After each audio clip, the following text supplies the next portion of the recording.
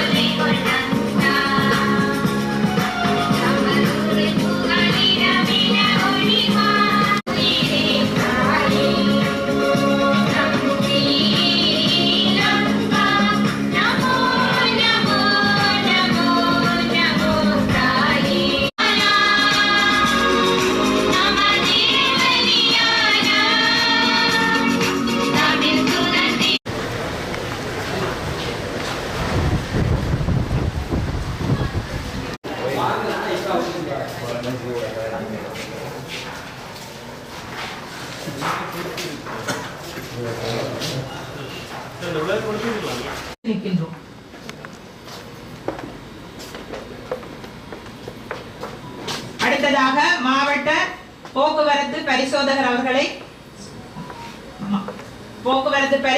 அவர்களை அழைத்து நிற்கின்றோம். அடுத்ததாக மாவட்ட புள்ளி விவரவியலாளரை அழைத்து நிற்கின்றோம்.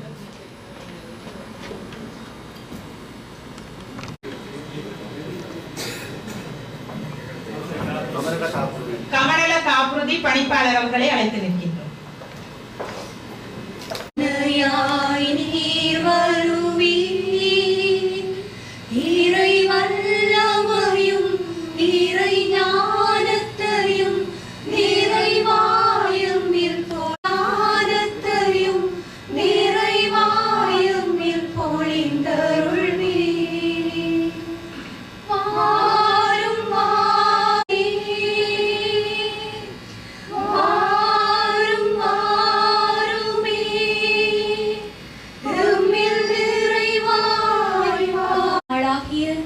இன்றைய காலை வேளையில் அனைவரையும் இங்கு ஒன்று கூட்டிய மது தாய்விற்காக நாம் நமது கடமைகளை சரியான முறையில் நிறைவேற்ற நீர் அளித்த வழி நடந்ததற்காக உமக்கு நன்றி கூறுகின்றோம்.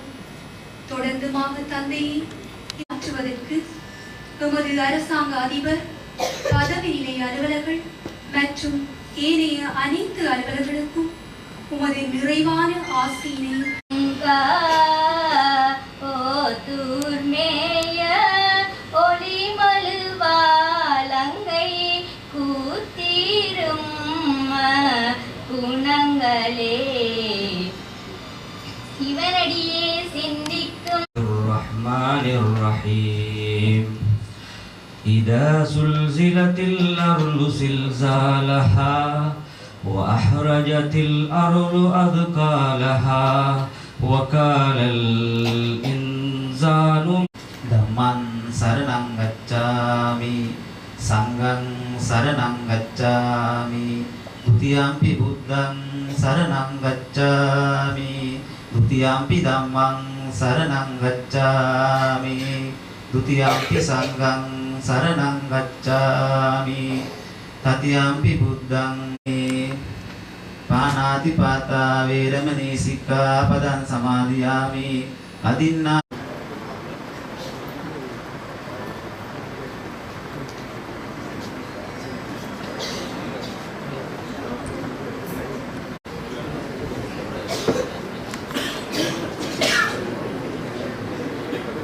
සියන්ගේ වසිත් නැවුම් අපේක්ෂාවකින් පුරවමිනි. රටක් ලෙස අපට මගහැරුණු සහජීවනය නූතනත්වය සහ සංස්කෘතික ජීවිතය යලි අත්පත් කර ගැනීම එම අපේක්ෂාවයි. මොහොන දිය යුතු බව දනිමු. ක්ලීන් ශ්‍රී ලංකා යනු පොහොසත් රටක් සහ අත්‍යවශ්‍ය සාමූහිකව කැපවීමේ හා ජාති ආගම් හෝ දේශපාලන බෙහෙදෙන් තොරව මෙම ජාතික වැඩසටහන හා උසස් සමාජ තත්ත්වයක් ළඟා කර දීමට ඉවහල් වන එකමුතුකම වගවීම සමානාත්මතාව යන කරුණු පරමාර්ථයන් ලෙස පිළිපැදීමට එකී ප්‍රවෘත්ති ආරක්ෂා කරගන්න අනුමානවත් ශ්‍රී ලාංකික පුරවැසියන් වශයෙන් ලස්සන ජීවිතයක් ළඟා කර ගැනීමට අනුකම්පව පොලිස්තුති දැන් අප දෙමළ භාෂාවෙන් ක්ලීන් ශ්‍රී ලංකා පුරවැසි ප්‍රතිඥාව ලබා දෙමු. மக்களுடன் நிரம்பியுள்ள வேளையில் நாம் 2025ஆம் வருடத்தில் காலடி நாங்கள் தவறவிட்ட சகவாழ்வு சமூக பொருளாதார அபிவிருத்தி மீள கட்டியெழுப்பும் சவாலுக்கு முகம் கொடுக்க வேண்டியுள்ளது என்பதை நாம் நன்கு அறிவோம்.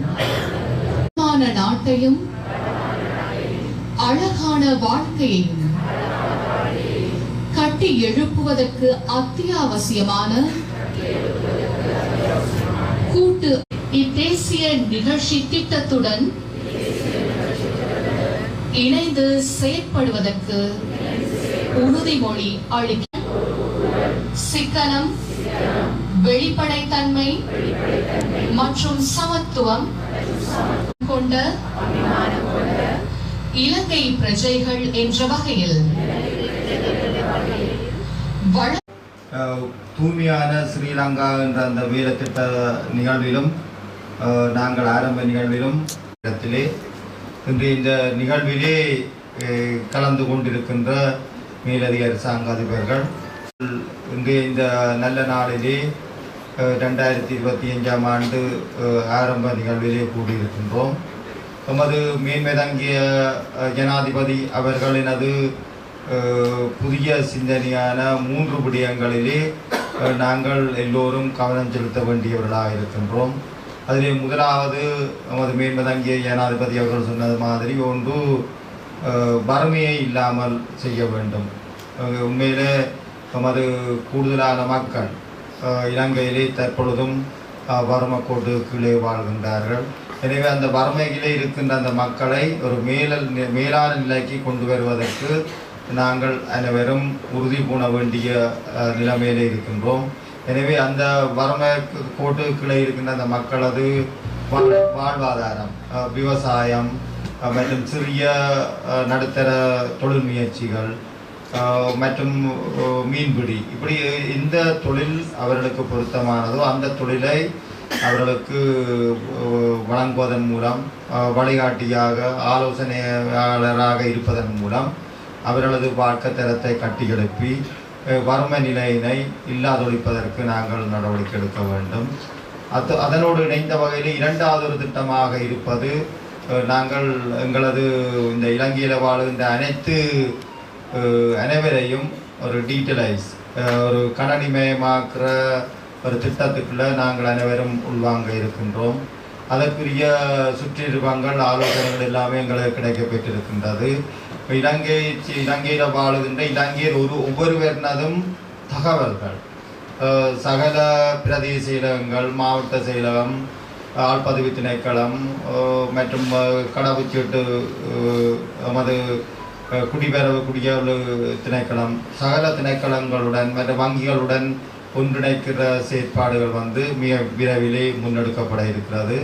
அது அந்த திட்டத்துக்குரிய அடையாளத்துக்குரிய அந்த மாதிரியிடம் எங்களுக்கு கிடைக்க பெற்றிருக்கின்றது. எனவே நாங்கள் மிக குறுகிய காலத்துக்குள்ளே அனைவரும் அந்த டீட்டெயில்ஸ் அந்த அனைவற்ற தகவல்களும் கணனிமயப்படுத்தப்பட்டு படுக்கிற நிலைமை ஏற்படுத்தப்பட இருக்கிறது. இதன் மூலம் நாங்கள் எதிர்காலத்திலே ஒரு நேர்மையான ஒரு சிறப்பான இலக்கை நோக்கி சென்று பெறுவதற்குரிய ஒரு வாய்ப்பு அந்த கணனிமயப்படுத்தப்படுகிற அந்த மக்கள் அனைவரையும் கணனிமயப்படுத்தப்படுற அந்த நிகழ்வுடன் அது ஆரம்பமாகும். அதனை விட மூன்றாவது ஒரு முக்கியமான நிகழ்வு நாங்கள் இன்றைய தினம் ஆரம்பித்து வைத்திருக்கிறோம். கிளீன் ஸ்ரீலங்கா, தூய்மையான ஸ்ரீலங்கா என்ற அந்த கட்டி எழுப்புவது என்ற இலக்கு அதில் முக்கியமானது. உங்களுக்கு தெரியும், அந்த தூய்மையான ஸ்ரீலங்காட்ட தனியாக ஸ்ரீலங்காவை சுத்தமாக கிளீனாக வச்சிருக்கிறது என்ற எண்ண கருத்தோடு மட்டுமல்ல, அது ஒரு பகுதியாக இருக்குது. நாங்கள் எங்களது சுற்றாடலை அழகாக வைத்திருப்பது, எங்களது கடற்கரையோரம், எங்கள் அலுவலகங்கள், எங்களது சூழலை அழகாக வைத்திருக்கிறது என்பது அதன் ஒரு பகுதி. அதனோடு இணைந்த வகையில் நாமும் ஒரு தூய்மையாளனாக இருக்க வேண்டுமென்றது அதில் முக்கியமாக இருக்கின்றது. அதாவது கிளீன் கேன், ஒரு தூய்மையான கரமுடையவர்களாக நாங்கள் ஒவ்வொருவரும் நாமே மாற்றிக்கொள்ள வேண்டிய ஒரு தேவைப்பாடும் எங்கள் அனைவருக்கும் இருக்கின்றது. எந்த விதமான லஞ்சமோ அல்லது ஊழலோ விதமான அந்த செயற்பாடு இல்லாமல் ஒரு ஒழுக்கம், அந்த டிசிப்ளின் என்றது எதிர்காலத்திலே முக்கியமாக இடம் இருக்கின்றது. நாங்கள் ஒவ்வொரு விடயங்கள்லையும் நாங்கள் செய்கிற ஒவ்வொரு விடயங்கள்லேயுமே அந்த டிசிப்ளின், அந்த ஒழுக்கம் என்பதை நாங்கள் பின்பற்ற வேண்டும். நாங்கள் உண்மையில் உங்களுக்கு தெரியும், நாங்கள் பிரயாணம் செய்யும் பொழுதும் போலீஸாருக்கு தான் நாங்கள் ஒரு திறமைசாலி அல்லது ஒரு விதத்தை அல்லது இந்த போக்குவரத்து நடைமுறையை பின்பற்றுகிறோம் என்று செயற்படுகிறோம். போலீஸ் நிற்கும் பொழுது விதத்தை குறைப்போம். போலீஸ் இல்லாத டைம்களில் நாங்கள் நினைச்ச மாதிரி விதத்தில் போவோம். அருகிலே செய்கிற அந்த பிரயாணிகளின் நலனோ அல்லது அவர்களின் பாதுகாப்பு தொடர்பாக நாங்கள் கருத்தில் எடுப்பதில்லை. எனவே உண்மையில் நாங்கள் அந்த போக்குவரத்து தொடர்பாக அந்த டிசிப்ளின் எங்கள் மனதில் மைண்ட் செட்டில் வரணும். உண்மையில் நாங்கள் அந்த குறிப்பிட்ட சம்பவங்கள் தொடர்பாக குறிப்பிட்ட விதிமுறைகளை நாங்கள் அனுசரித்து போக வேணுமென்றது அது எங்கள் டிசிப்ளினாக வர வேணும். அதே போன்று தான் ஒவ்வொரு விடயங்கள் நாங்கள் குப்பைகளை போடுறது. இப்போ அந்த உண்மையில் அது சுற்றாடல் சுத்தமாக வச்சிருக்கணுமென்று இருப்போம். ஆனால் நாங்கள் என்ன என்று சொன்னால் ஒருத்தருக்கு தெரிஞ்சால் தான் அது புழையாக இருக்கும். தெரியாதுன்ட்டு இரவு நேரங்களில் உரவாய்களில் இதுகளில் போய் குப்பைகளை கொண்டு வெளியில் போட்டுட்டு வாரது. ஏன்னா ஒருத்தருக்கும் தெரியாது, நாங்கள் அதை போட்டு வாரோம்ன்ற மாதிரி இருக்கக்கூடாது. அதுவும் ஒரு சிஸ்டத்தில் வர வேணும். நாங்கள் அதுக்குரிய குப்பை எங்கே போடணுமோ அதை என்ன மாதிரி போட வேணும், அது என்ன மாதிரி தரம் பிரித்து போட அதில் கூட நாங்கள் டிசிப்ளினாக இருக்க வேணும். மற்றது நாங்கள் உங்களுக்கு வருகின்ற அந்த பொதுமக்களை கண்ணியமாக நடாத்த வேணுமென்றதிலே நாங்கள் ஒரு டிசிப்ளின் இருக்கணும். எங்களுக்கு தெரிந்தவர் இவர் சொந்தக்காரர் என்றவர்களுக்கு சேவை முதன்மை இல்லாமல் நாங்கள் எங்களது சேவையினை இந்த பொதுமக்களுக்கு ஒரு நல்ல வினைத்திறனான சேவையை செய்ய வேண்டுமென்றதில் நாங்கள் அனைவரும் கவனமாக செலுத்த வேண்டும். அண்மையில் கடந்த கிழமை எமது மேன்மதங்கிய ஜனாதிபதி அவர்கள் அரசாங்க அதிபர் அவர்கள் எல்லாம் சந்திக்கும் பொழுது கூடியிருந்தார்.